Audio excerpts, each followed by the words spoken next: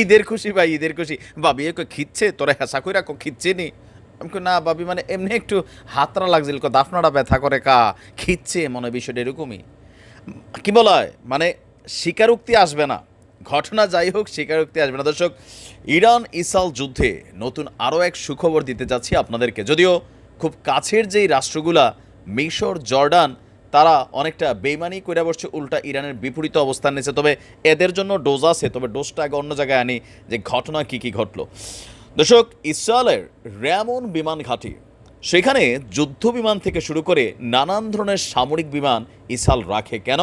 আমাদের বীরদের বিরুদ্ধে অ্যাকশন নেবে বা ওই লেবাননের হিজুদের বিরুদ্ধে অ্যাকশন নেবে, এরকম নানান কর্মকাণ্ডের জন্য। কিন্তু গতকালকে প্রথম ধাপে আসলে কি পরিমাণ ড্রোন আমাদের ইরান ছড়েছিল সেইটার তথ্য এসেছে।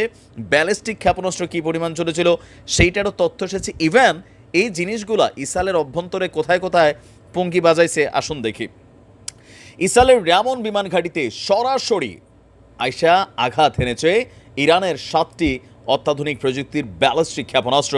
নানান আয়রন ডোম, ফোম, সি ডোম টোম দিয়া কোনো কিছুতেই আটকানো যায়নি ইরানের অত্যাধুনিক প্রযুক্তির এই ক্ষেপণাস্ত্রগুলোকে। তথ্য বলছে, টাইমস অফ ইসরায়েলের বরাত দিয়ে বলা হয়েছে যে ইসরায়েলকে লক্ষ্য করে 300রও বেশি ড্রোন এবং ক্ষেপণাস্ত্র ছুড়েছিল আমাদের ইরান। সেগুলোর বেশিরভাগ ইসরায়েল প্রতিহত করলেও অনেকগুলো ড্রোন এবং ক্ষেপণাস্ত্র ইসরায়েলের ভূমিতে এবং বিভিন্ন জায়গায় আঘাত এনেছে। এর মধ্যে 7টি ক্ষেপণাস্ত্র ইসরায়েলের র্যামন বিমানবন্দরে শুধু আঘাত এনেছে বলে জানিয়েছে বার্তা সংস্থা। অপরদিকে ইরানি বার্তা সংস্থা ইরনা নিউজ তারা বলছে, ইসরায়েলই নিশ্চিত করেছে, আমরা না, আমাদের গণমাধ্যম না, তাদের গণমাধ্যমে নিশ্চিত করেছে যে র্যামন ঘাঁটিতে আঘাত হেনেছে দ্রুতগতি সম্পন্ন ব্যালিস্টিক ক্ষেপণাস্ত্রগুলো।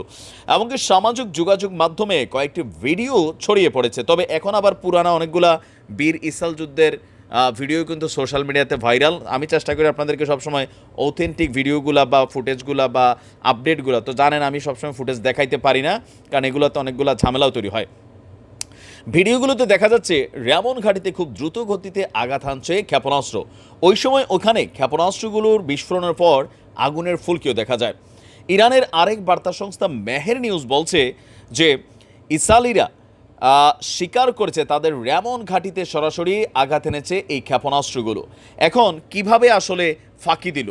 সবচেয়ে বড় ফাঁকি দেওয়ার বিষয় হচ্ছে ইসরায়েলের যে আয়রন ডোম প্রযুক্তি, এটা নিয়ে কিন্তু ইরানের আগে গবেষণা করাইছে ইরান কারে দিয়া? আমাদের ওই যে যা ওইখানের বীরদেরকে দিয়ে। আপনাদের খেয়াল আছে যে বীর এবং ইসরায়েল যুদ্ধের পর একের পর এক মানে লেবানন থেকে যখন মারে আইসা ইসরায়েলের ভিতর পড়ে, আমাদের বীররাও যখন মারতে পারে তখনই ভিতরে পড়ে। কারণ কি, এই আয়রন ডোমগুলোর যে প্রযুক্তিগত ফাঁকি আছে, কোথায় কোন জায়গায় দুর্বলতা, এগুলা কিন্তু আবিষ্কার করছে। আর এই অলিগার্ডস আমাদের বীররা যারার জন্য কাজ করে ইরান, সেই ইরানের হাতে তাহলে প্রযুক্তিগুলো কি আছে?